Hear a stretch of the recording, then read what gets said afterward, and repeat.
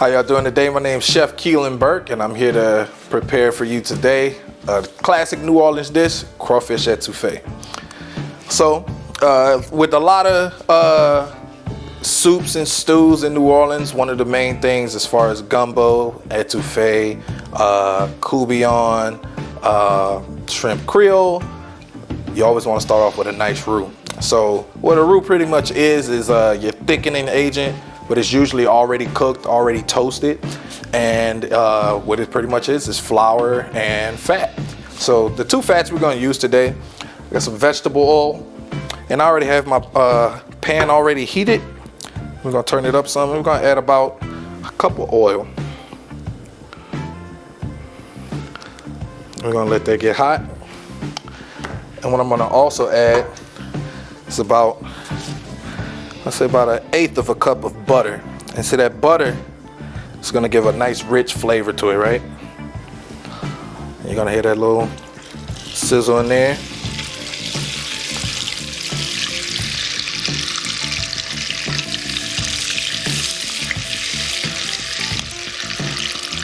And while that's melting, what I'm going to do is I'm going to add my flour. We got about a cup of flour, all right? I'm going to stir that in there.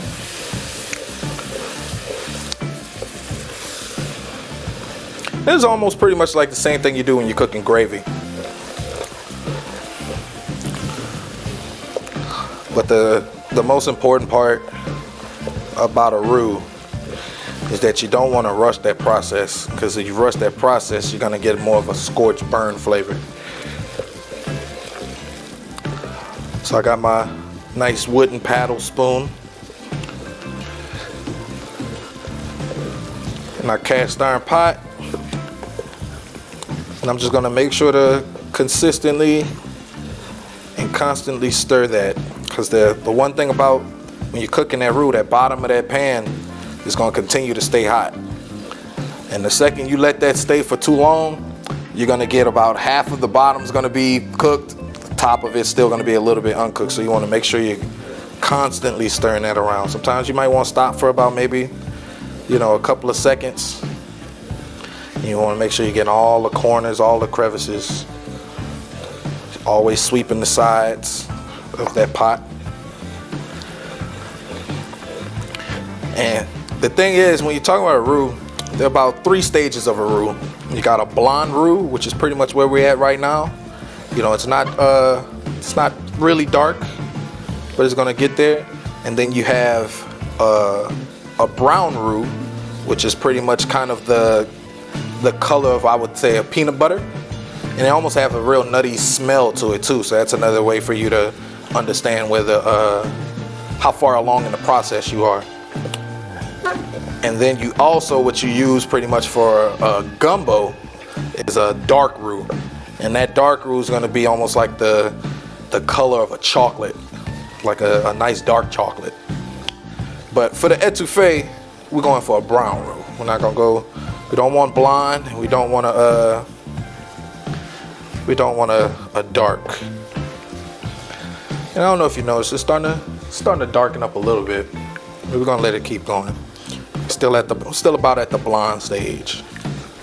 Now, another very important part when it comes to New Orleans cooking, it's called a mirepoix, but in New Orleans we call it the Holy Trinity. And that Holy Trinity consists of onions, bell pepper, and celery. And what we're gonna do once we get to this nice brown roux stage, we're gonna add our Holy Trinity, which is gonna somewhat fry. It's almost like you're sauteing, because you still got all that fat in there. Even though that flour is in there, you still got that fat. And I don't know, and I think you can see it I definitely can see it. It's starting to have that nutty flavor I was talking about earlier. So I think we're at a nice brown color. It's not too dark, it's not too light. So I'm gonna add that Holy Trinity. Got your onion, bell pepper, and celery. And you hear that noise? It's gonna get pretty much a nice fry. We're gonna get all that in there. We're gonna start stirring that around. So what's gonna happen in this process, because I was telling you that roux is a thickening agent. It's a flour. So what happens when flour absorbs moisture? It begins to gelatinize, which means it starts to absorb it and it starts to get thick. And that's pretty much what you get when you're making your gravies and sauces, right? So same things here. Those onions, that bell pepper, and that celery, it still has moisture in it. It's the vegetable. You know, you eat vegetables, right? So even now you can kind of see that flour is starting to get a little thick. You can see how those vegetables are kind of sticking together. It's a little lumpy. So it's starting to stick. So what we're gonna do, we're gonna cook it down for a little bit. But we gotta add a little bit more flavor. So what I got my handy dandy garlic press. We're gonna press a few cloves of garlic. Just a little bit, let's get that in there. We're gonna press that garlic in there.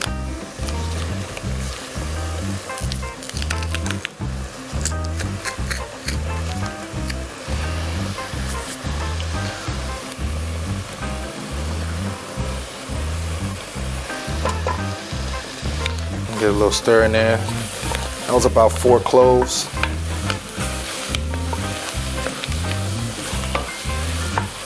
I think I want to put another 4. That garlic, you know, that's something you can't never go wrong with.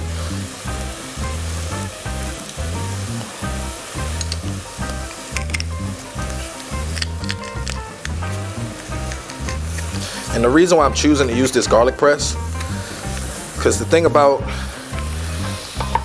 garlic is it's just so much better the fresher you use it. So rather than already having it, you know, chopped up, we're gonna already have that press in there. So I think it's gonna be enough garlic.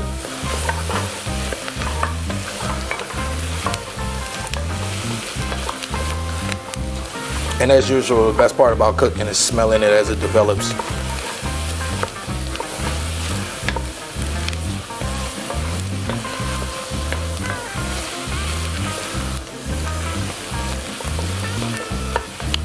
Now what I'm gonna also add, I got a little bit more of a green onion. I got some extra garlic in there. We're gonna put that to the side. We're gonna actually use this for later. We're gonna take the rest of those green onions, just get that in there and let that saute with the rest of the veggies.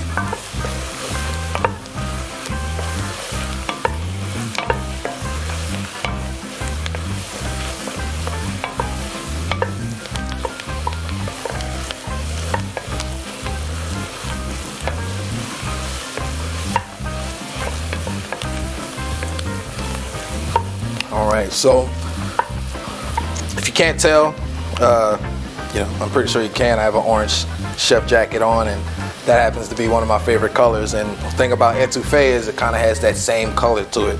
And what gives it that color is not only that brown roux, but a little bit of tomato product is gonna go in there. So we got some tomato paste that we're gonna add.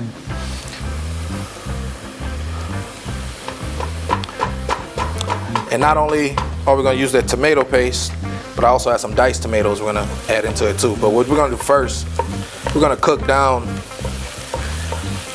that tomato paste. Because this tomato paste did come out of a can. And you know, anytime you have vegetables or anything that come out of a can, it has the kind of that aluminum flavor to it. So we wanna kinda cook that out of there. You wanna get that bitterness out of that tomato. You can kind of almost see it's getting a little orange already with that mix of that red and brown a little bit. You see what I mean? Gelatinized. You see how it's starting to it's getting thicker and thicker, right? And that's what's going to make sure that we have a nice coating to the spoon. It's not going to be a watery etouffee. It's still going to have some thickness to it. To see, the thing about an etouffee, the word etouffee means to smother. So we're going to smother these vegetables, and we're gonna also smother that crawfish, but we're gonna wait on that crawfish. That's about 1 can diced tomatoes. You can get all that in there. And that roux is gonna absorb the rest of that too. So it's gonna get just a little bit thicker.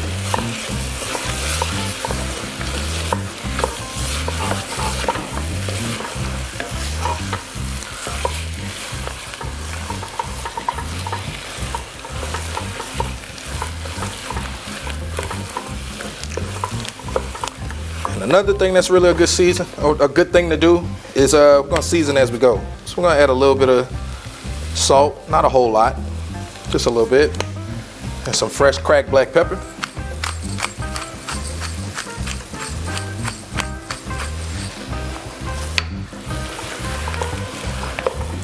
I love the smell of fresh cracked black pepper. That's also another great smell.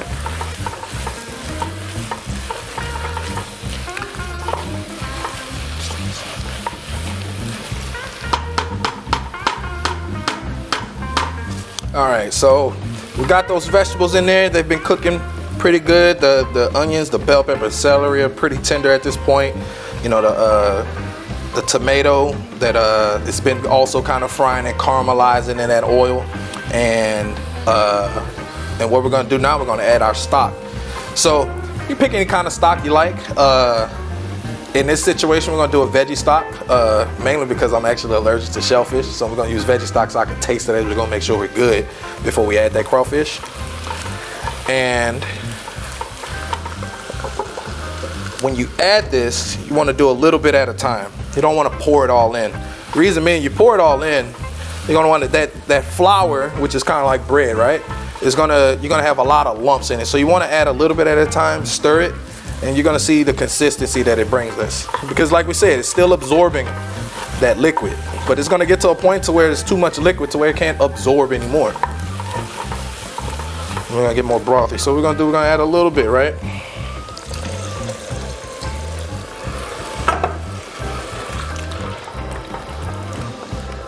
What I'm also doing, I'm gonna crank my stove up because I want to make sure I'm keeping it good and hot. Slowly but surely.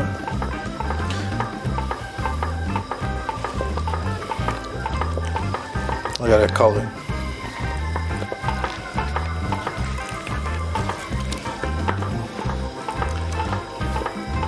And once you get it nice and incorporated, you get a lot of those flour lumps out of there.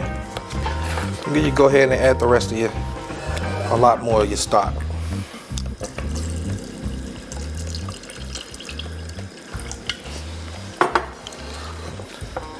Chili, always make sure to just kind of wipe the bottom of that pan. The magic also to cooking it just right, so you don't scorch that pan at the bottom. And it also makes for a lot of easy cleanup.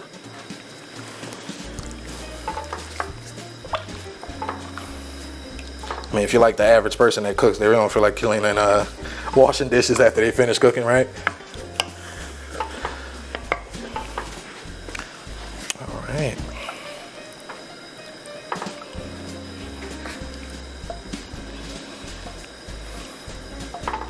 It's looking nice. Got a nice little dark orange color we got going there. We're gonna let that do. We're gonna let that come back up to a boil. And what's gonna happen now too, so you got that fat, you got that flour from that roux, and as this begins to come up to a boil, you're gonna start getting a lot of the impurities from the flour. And you're also gonna have some of that oil that's gonna separate, and you're gonna kind of see it come up to the top of the pan, top of the pot. And what you wanna do is we're gonna strain that out. So when it gets to that point, we're gonna let that go. I'm gonna show you how that looks.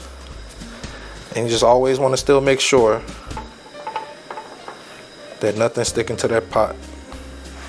Now, also, we're not going to add it yet because we want to get it to a nice rolling ball, and you could kind of see it moving just a little bit. But I got some fresh chopped parsley. We also have some fresh chopped thyme. I like to call thyme the bacon of herbs. You know, people like to put bacon in everything. I like to put fresh thyme in everything. Thyme is just I would honestly say it's probably one of my top favorite herbs. And we're also gonna add a little bit of chives. And we're gonna add some chives to it, and then we're gonna save some for garnishing in the end. I don't know if you could kind of see from this overview, you're starting to see like a little bit of like that little white line right there. That's foam. We're gonna get a lot of that little foam's gonna start coming together. It's gonna come into one area, and we're gonna get all of that out of there. So one thing I'm gonna do is gonna also help ourselves out. I'm gonna kind of get this out of the way while that boils. And one thing we can also start to get ready now is our tostinis, because you need something to sop up that broth and that pot liquor. You're gonna need something that's gonna be nice and crispy, but it's still gonna be that thing that you use at the end after all your rice and all your etouffee is going. You still want to get all of that out of that bowl. So give me 1 second, grab that right quick.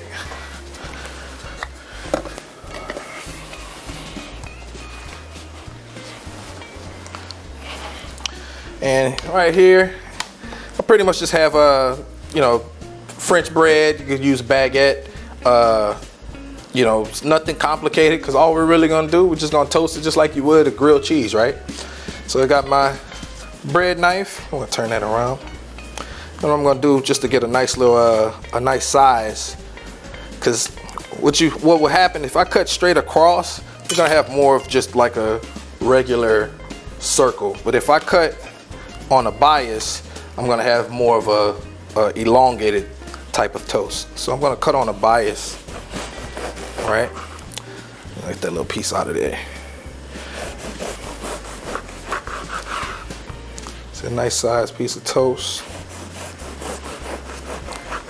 And this is just to get ready, because we're gonna want to toast this after our etouffee is done.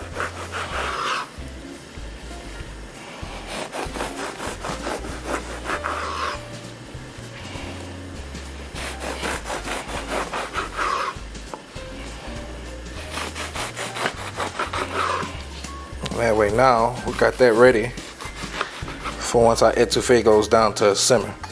Let's get that all out. And that garlic that I was talking about earlier, that's what we're gonna use. We're gonna use that to flavor that butter when we get the toasting these. So let me get these back out the way.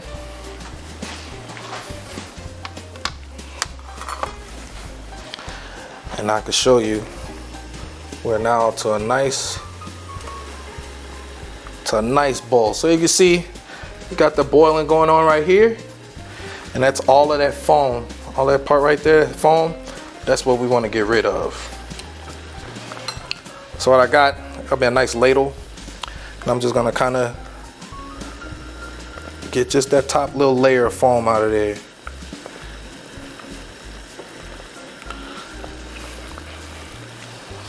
You know, you don't want foamy etouffee. It's not what you came for.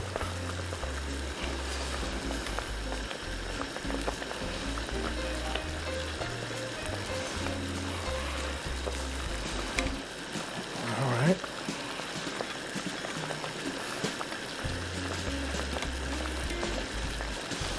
And now that I'm at a boil, what I'm gonna do is I'm gonna turn it down a little bit.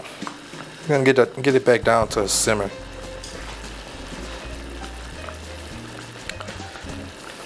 So that foam's still gonna be, it's still gonna get a little bit, it's gonna come. But now that we're going down to a simmer, we're gonna add in some of those fresh herbs. But before I do that, I'm gonna get just a little bit more over here. I'm trying to leave all my vegetables, the good tomatoes in there.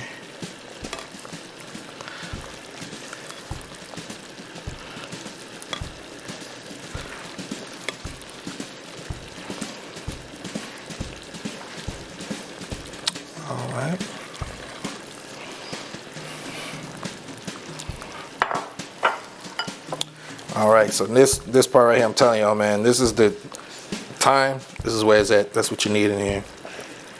So I'll get a little thyme in there. Let's just get all that in there.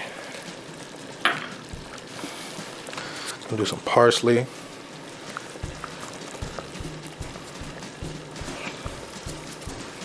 I'm gonna also get some chives.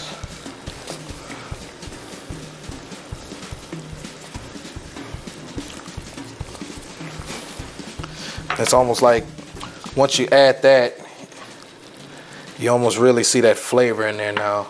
Let's get that stirred in there. I'm gonna use our ladle.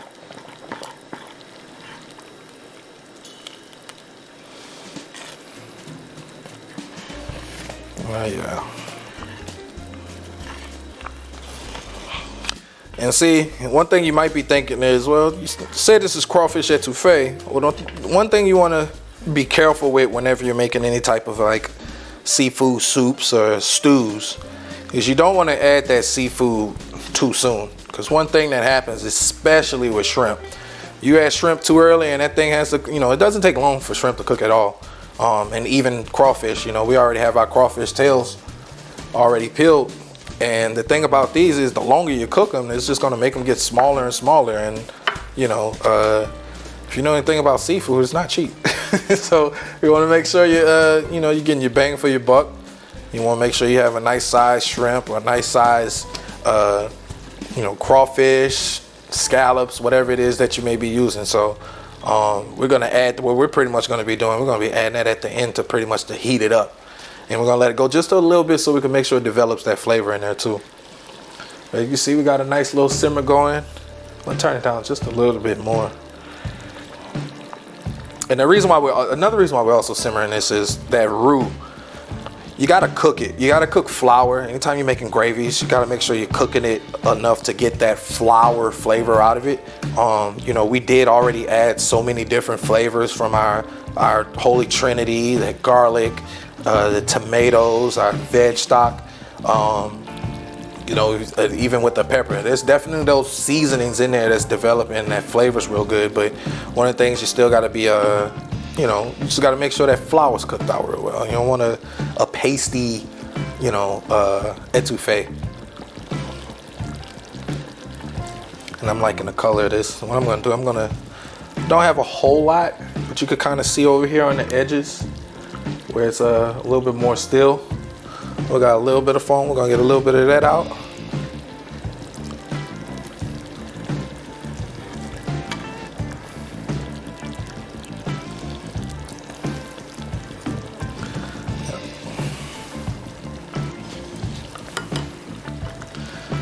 I'm just gonna keep letting that go. Oh yeah, we're actually further along than I thought. So give me a second. Let me change these gloves. And that's another thing, you know, make sure you're practicing safety and sanitation whenever you're cooking, especially when you're cooking for your family for the holidays or whenever you're just having people over. You know, making sure you're washing your hands, wear you some gloves, you know, making sure you're wiping down. And another thing that's really important is clean as you go.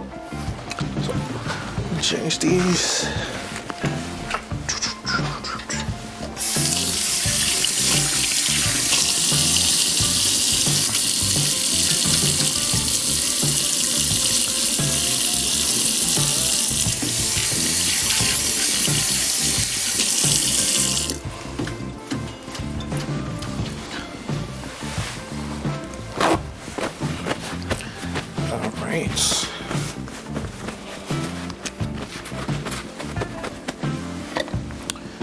All right, so yeah, I mean, this is actually just about done.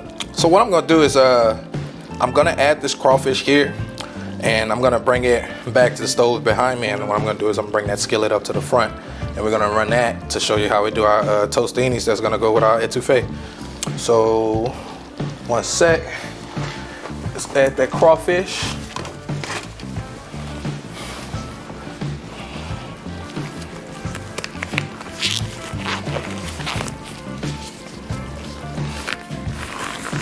What I'm also gonna do, I'm gonna do one more thing before I add that crawfish. I'm gonna make sure I'm, you know, and I don't feel any thick flour down at the bottom of that pot, so we're doing pretty good. That means we added a nice amount of stock to where that flour's not just cooking down at the bottom of that pot.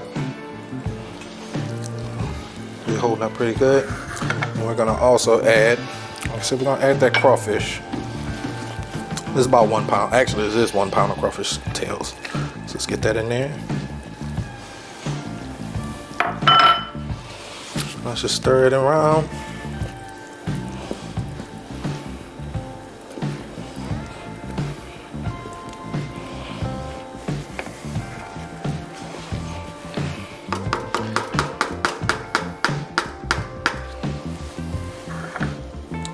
So what I'm gonna do now, I'm gonna transfer this to the back, and I'm gonna get our other pan.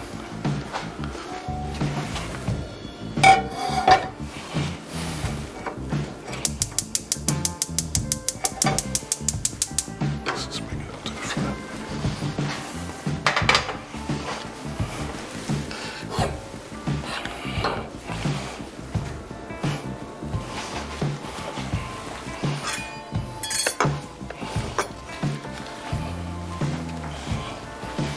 All right, so I got our tostinis over here that we sliced on our cutting board earlier. I actually had this pan in the back kind of staying hot so we can get to it. And what I'm gonna do now, we're gonna take a little bit of butter. What did I do?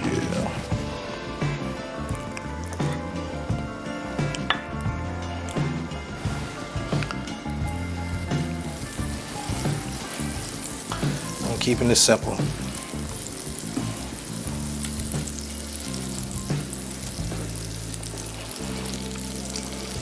What we're gonna also do, like I said earlier, that garlic we had, we wanna flavor that butter. So let's crush some of that garlic in that butter.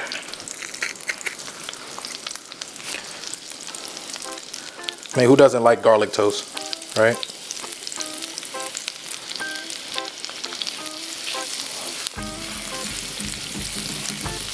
There it is. Once you get that butter nice and melted, let's get your toast in there. Just place them right in.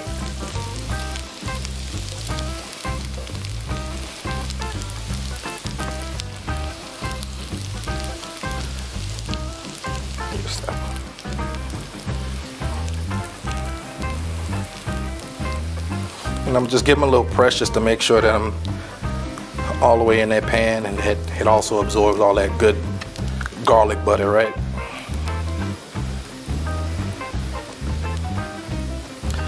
We're gonna do this for maybe about 2 minutes.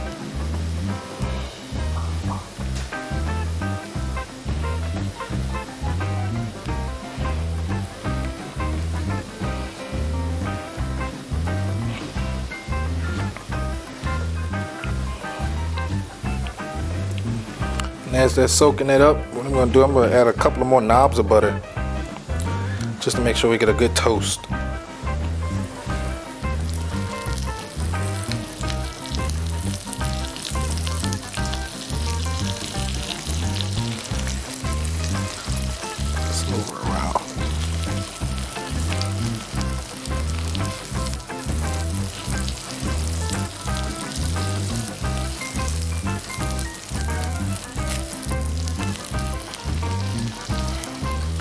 Ettoufee is still back there nice and simmering.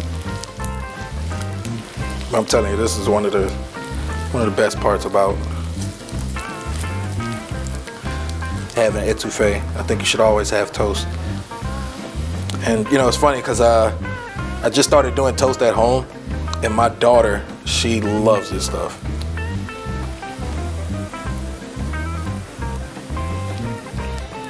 And got a nice little roasted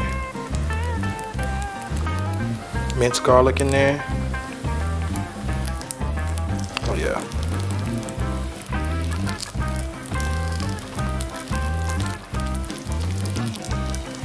Nice and golden brown. What I'm even gonna do, I'm gonna take a little bit of that parsley. A little bit for color. We're gonna get a little parsley in there.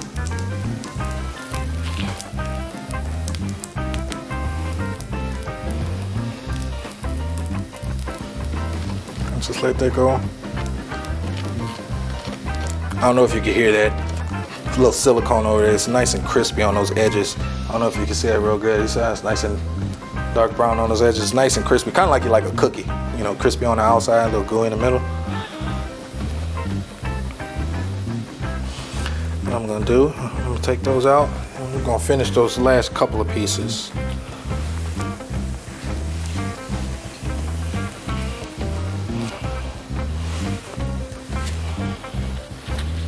We still got a couple of pieces of garlic that we can use.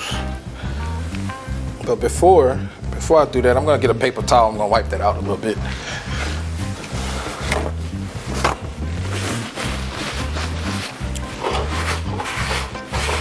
Just to get the little toasted burnt, because you know, anytime you do anything, you're doing it in batches. You know, make sure to clean your pan in between. And a lot of times while your pan's still hot, it wouldn't be a big deal. A lot of stuff comes out of your pan when it's still hot. You ever notice, you know, washing your dishes gets a lot tougher after it's nice and cold.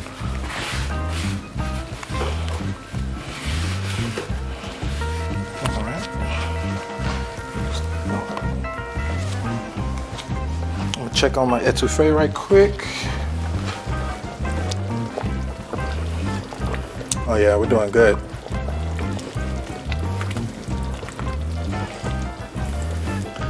Get that on the lower simmer. Yeah, once we get these tostinis done, we're gonna be good to go. So let's get a little last knob of butter.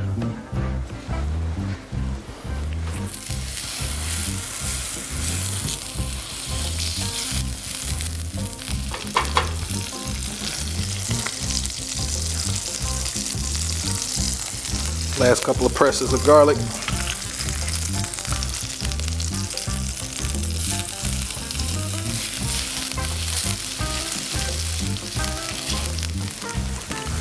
Let's get these in. And we're not going to discriminate. I know we got some little deformed pieces over there. We're going to use that too. It's all right. You know, sometimes the chef got to eat in between too, right? There's nothing wrong with get you a little taste.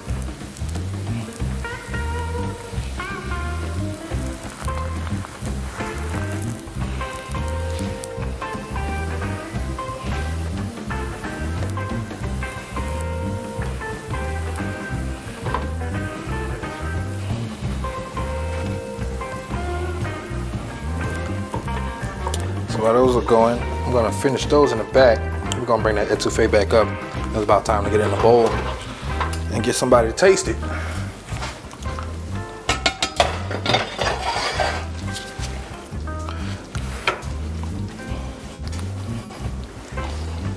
right.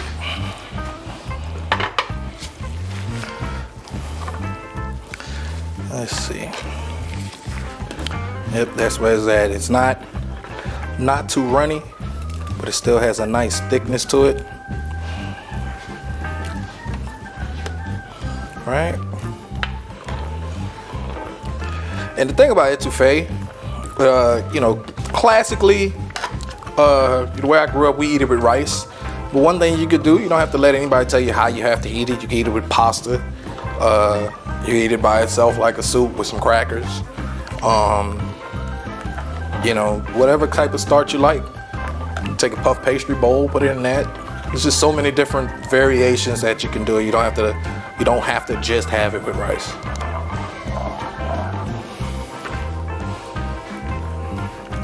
That's good. So what we're gonna do, we're gonna plate one up. So what I'm gonna do, I'm gonna get this a little bit, slide these things out the way.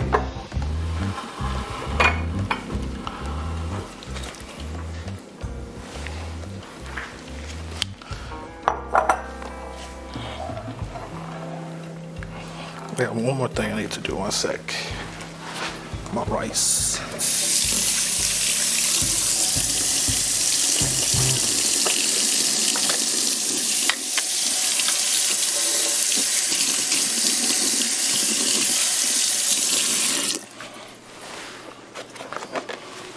And I don't think there's any secret to TV anymore. Y'all already know. You know, we got some stuff already prepared. We got some rice already ready for it. And what we're gonna do, we're gonna get a nice little ladle of this etouffee. Get a nice strip.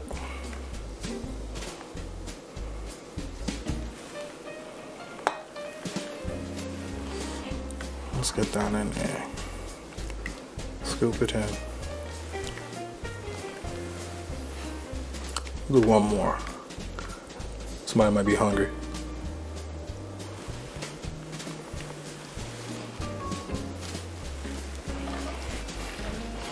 I'm just gonna get a little bit of rice, a nice little scoop of rice. Put that like right there in the center. Remember I told you we was gonna garnish with a little bit of chives.